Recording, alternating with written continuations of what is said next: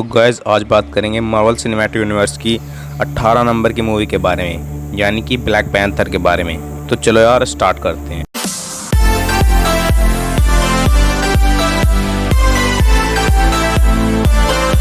तो गाइस इस मूवी के स्टार्टिंग में हमें दिखाया जाता है साउथ अफ्रीका का सीन, जहां पर बहुत साल पहले एक पत्थर आकर गिरा था जिसे लोग वाइब्रेनियम कहते थे, और वो वकांडा में आकर गिरा था। और उस धातु वाइब्रेनियम को वकांडा के लोगों ने बहुत अच्छी तरह से इस्तेमाल किया था, जिसकी मदद से वकांडा एक डेवलप्ड कंट्री बन जाती है और उसके अंदर सबसे अच्छी टेक्नोलॉजी होती है। अब गाइस हमें दिखाया जाता है 1992 का सीन, जहां पर कैलिफोर्निया में ओकलैंड में किंग टिचाका एक कॉलोनी में जाते हैं जहां पर बहुत सारे लोग रहते थे, और वो वहां पर नजोबो नाम के एक इंसान से मिलने आते हैं जो कि वहां पर रहता था, और वो उसे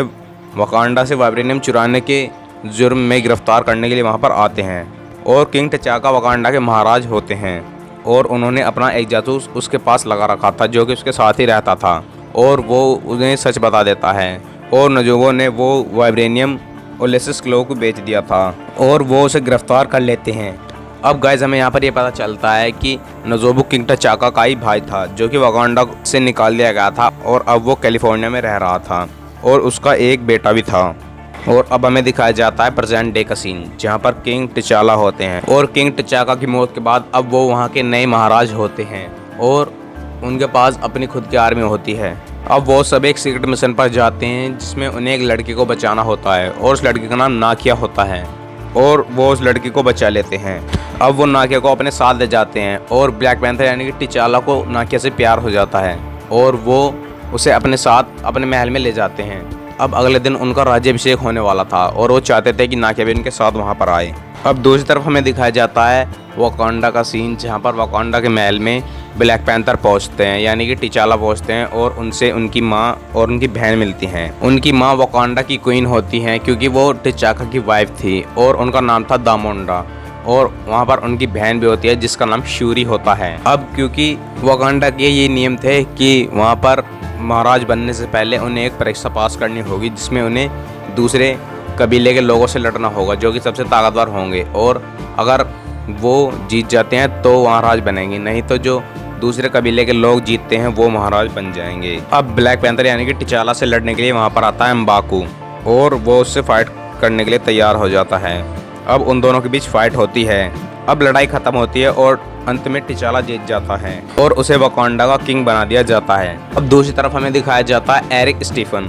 जो कि एक म्यूजियम में होता है, और वो वहाँ से एक मास्क चुराने के लिए आया होता है, और उस मास्क के अंदर वाइब्रेनियम होता है जिसे वो चुराने के लिए वहाँ पर आता है। जब कोई भी वाइब्रेनियम चुराता है तो वकांडा में पता लग जाता है कि किसी ने वाइब्रेनियम चुराया है, और वकांडा में एक वोकाबी नाम का बंदा होता है जो कि ब्लैक पैंथर यानी कि टिचाला को बताता है कि हमारे देश से फिर से वाइब्रेनियम चुराया गया है। फिर टिचाला अपनी राज्यसभा में एक प्लान बनाता है, और वो सबसे कहता है कि हम उस मेन चोर को पकड़ेंगे जिसे वो वाइब्रेनियम बेचा जाएगा,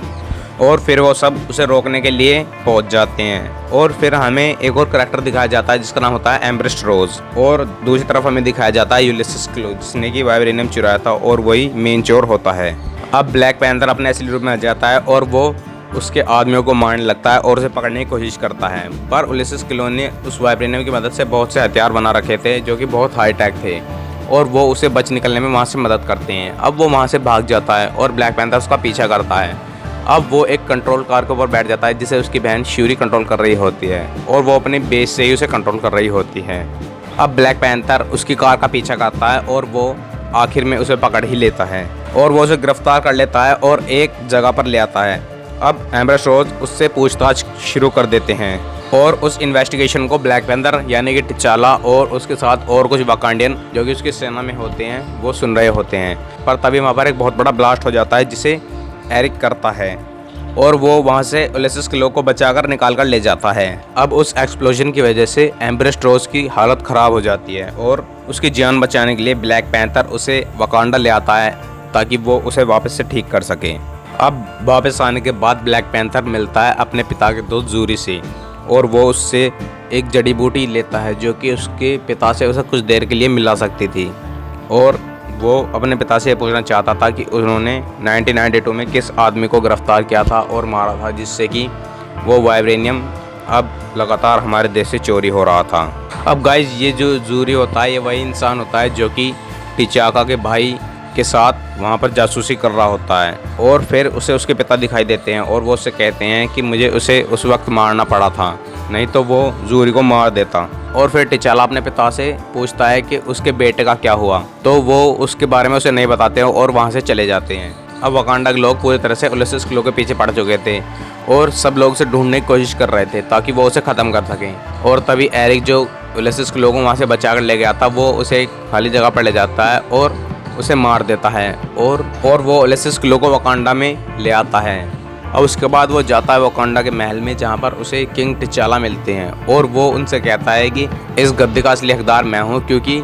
तुम्हारे पिता ने मेरे पिता को मारा था और मैं ही वकांडा का असली वारिस हूँ। और गाइस इसी के साथ हमें पता चलता है कि एरिक ही किलमोंगर है। अब वकांडा के नियम के अनुसार वहाँ पर नए महाराज बनने के लिए आपस में लड़ाई करनी पड़ती थी और जो जीतता था वही महाराज बनता था। इसलिए अब टिचाला और किलमोंगर के बीच फाइट होती है। किलमोंगर टिचाला से जीत जाता है और वो उसे खाई में फेंक देता है और अब वो जूरी को भी मार देता है। उसके बाद वो वहाँ पर जाता है जहाँ पर जड़ी बूटी लगी होती है जिससे उसे ब्लैक पैंथर की शक्तियाँ मिलने वाली थी। अब वो जड़ी बूटी को ले लेता है और उसके पास ब्लैक पैंथर की शक्तियाँ आ जाती हैं और फिर वो उस सारी जड़ी बूटी को जला देता है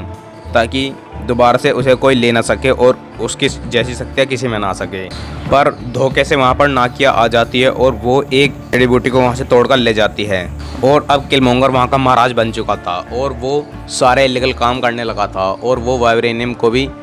दूसरे बड़े बड़े चोरों को बेचने लगा था। अब दूसरी तरफ हमें दिखाया जाता है कि ब्लैक पैंथर की माँ और बहन नाकिया के साथ होते हैं। अब ब्लैक पैंथर की माँ और उसकी बहन और नाकिया और उसके साथ एम्प्रेस रोज वो चारों पहुंच जाते हैं एम्बाकू के कबीले के पास जहां पर वो मदद मांगने के लिए जाते हैं। पर एम्बाकू उन्हें दिखाता है ब्लैक पैंथर की बॉडी जो कि अभी भी जिंदा होता है और वो उसे ठीक कर रहा होता है। वैसे तो एम्बाकू ब्लैक पैंथर का दुश्मन ही था पर जब उसे दिखता है कि वकांडा खतरे में है तो वो उनकी मदद करता है और अब नागिया उसको वो जड़ी बूटी दे देती है जिसके बाद वो होश में आ जाता है और उसे ब्लैक पैंथर की शक्तियाँ मिल जाती हैं। अब किलमोंगर ने दूसरी तरफ अपना साम्राज्य खड़ा कर लिया था और उसने बहुत सारे वाइब्रेनियम के जहाज बना लिए थे जिन्हें वो दूसरे देशों में बेचने वाला था। अब वहाँ से एक जहाज बहुत सारा वाइब्रेनियम लेकर बाहर जा रहा होता है पर तभी वहाँ पर किंग टिचाला आ जाते हैं और वो उस जहाज को ब्लास्ट कर देते हैं। ब्लैक पैंथर के साथ उसकी सारी टीम वापस आ जाती है और वो उसके साथ फाइट करने के लिए तैयार हो जाती है और किलमोंगर का साथ देने लगते हैं उसके लोग जो कि उसके साथ होते हैं। अब दोनों के पास वाइब्रेनियम का सूट होता है और वो दोनों उसे पहनकर आपस में लड़ाई करने लग जाते हैं और एम्बर रोज उन सारे जहाज़ों को रोक रहा होता है जो कि वहाँ से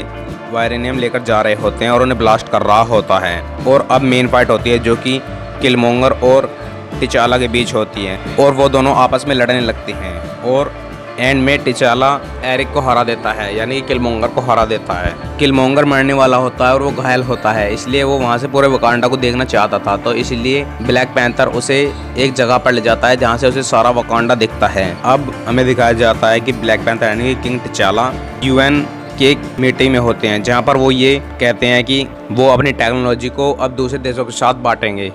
और यहाँ पर ये मूवी खत्म हो जाती है। अब गाइस इस मूवी का पोस्ट क्रेडिट सीन दिखाया जाता है जिसमें हमें दिखाया जाता है कि वहाँ पर बकी बार्न्स यानी कि विंटर सोल्जर होता है और वो वहाँ पर कुछ बच्चों के साथ खेल रहा होता है और अब वो पूरी तरह से ठीक हो चुका था और वहाँ पर ब्लैक पैंथर की सिस्टर शूरी भी होती है और यहाँ पर ये मूवी खत्म हो जाती है।